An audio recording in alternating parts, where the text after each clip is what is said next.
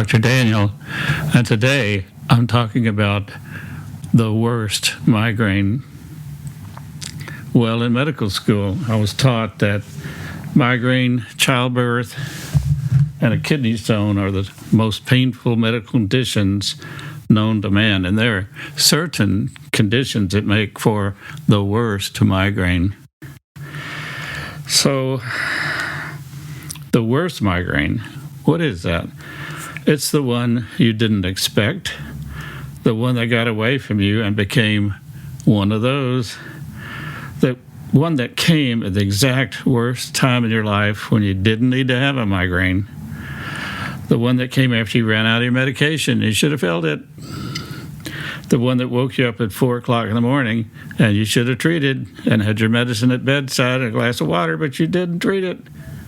Or the one that came just on the first day of that holiday to Italy you've been planning so long, and now you're in misery in your hotel throwing up with your let-down migraine headache.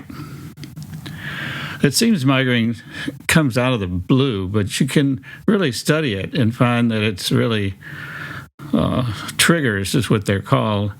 So migraine will sometimes come for known reasons, and those are called migraine triggers. The biggest and the most frequent of all triggers is stress or freedom from stress. 40% of migraine patients have either generalized anxiety disorder or panic disorder, and they're comorbid conditions, which means medically that migraine and anxiety and migraine panic conditions are related and come together. Migraines occur premenstrually, 1 or 2 days. For women, menstrual headaches, defined as migraine-like headaches occurring the day of menstruation onset or 2 days before, 2 days after, is their most intense and longest-lasting migraine. 25% of women have migraine, which is their most common medical problem. And the other thing that can set it off is menstruation with fluctuating estrogen levels. So, elevated estrogen level from a birth control pill, or treatment of postmenopausal women with HRT treatment, migraine headaches may be driven by estrogen if it's at a higher than normal level, or it's pulsed, like with the normal monthly menstrual cycle. Well, what's another intractable migraine starter? Just about any kind of alcohol that sets you off for your hangover migraine. Most commonly, that's red wine, but there are other alcohols that will do it. Hypoglycemia from fasting. Now, normal, non-migraine persons may get a hungry headache, which I tell patients may be treated by feeding it, but migraineurs are especially prone to migraine onset with fasting or missed meals. Persons with migraine need to eat 3 regular meals a day. Barometric pressure change. People call this weather headache, and that has a big connection with causing onset of migraine headaches. This is very common, and most all migraine patients have this relationship. I personally do not think that the site in the brain that causes this barometric pressure change is known. Some people say it's in the baroreceptors and carotid arteries, but anyway, the headaches still come with pressure drop. And I advise patients who have this type of headache to look at the weather reports on their cell phone, because barometric pressure is on there and they can follow it. In Dallas lately it's like 29.8, and so if it dropped it would be like 29.7 and that kind of thing. They can follow barometric pressure and plot this daily if they have a strong reaction to migraine onset and pressure drop, and that's a day to really watch out for the onset of migraine, have medication ready, and treat early. Motion sickness.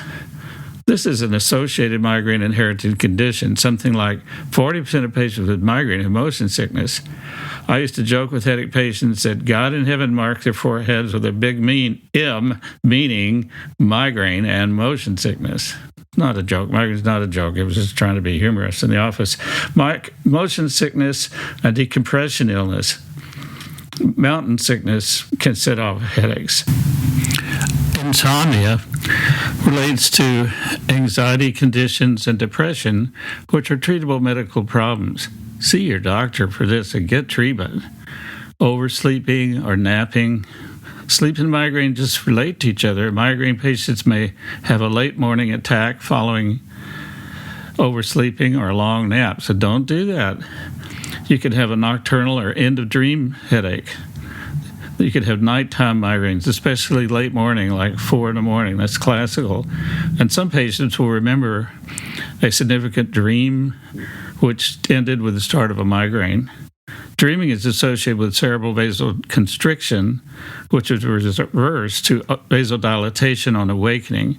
Migraine relates to trigeminal activation and cerebral arterial vasodilatation. Fragrances, wow, what a deal. Fragrance sensitivity is prominent in migraine. In my office, my nurse put out a sign warning visitors to not wear prominent perfume, which might likely aggravate someone else with migraine visiting the office. And we tried to keep a fragrance-free environment. Flashing, flickering, fluorescent light. Many persons with migraine with aura may have an aura, and part of their migraine was set off by flashing lights or from computer and TV screens. Glancing sunlight off a hood medallion or a car, a flickering light of the sun is viewed while traveling in a car, and looking at the sun through trees are both common triggers for migraine. Migraine patients should not look at bright flashing light and wear always good glasses, dark glasses when outside. Dietary factors are still a relatively unresearched subject, and what's going on there is not clear, but it's very popular in the internet. It's like the saying that you hear, it's got to be true because I read it in the newspaper, and that may not all be true about diet, food, and migraine. Specific dietary factors may trigger migraine in some persons, however. Heat and sun or work headaches are problems. Intercourse or orgasmic headaches. Some patients with intense migraine start at orgasm worry about thunderclap headache, which requires an ER visit and screening CT or MRI scan of the brain. If the tests are negative, the patient has benign type of orgasmic headache. Overuse of analgesics, and caffeine is the most common one here. And next, it's other over-the-counter drugs like Excedrin, Tylenol, Advil, naproxen, all the triptans. The worst drugs classed here are hydrocodone and butalbital, the worst drug, which should never be taken anyway, as far as I'm concerned. Head injury, concussion, post-concussion syndrome. I've seen many persons with prolonged 6 months of daily headache with migraine features from taking hydrocodone or tramadol or something like that after a concussion. They went to the ER, got a prescription. The doctor said to take it and even wrote a prescription, but he never said stop or limit the drug. Fever. The red victim's face represents facial vasodilatation. Migraines causes cerebral arteries to vasodilate. Caffeine withdrawal. Well, caffeine taken too much can cause medication overuse headache and chronic migraine. The Mayo Clinic says that normal non-migraine persons may take as much as 400 milligrams of caffeine a day without problems, but migraineurs can't do that. And I advise most persons with migraine to be off caffeine. Or if they're going to take it, limit to only 2 days a week. Brain freeze, ice cream headache.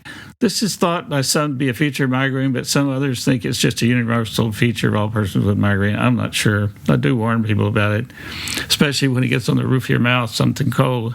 It's a dagger in your brain.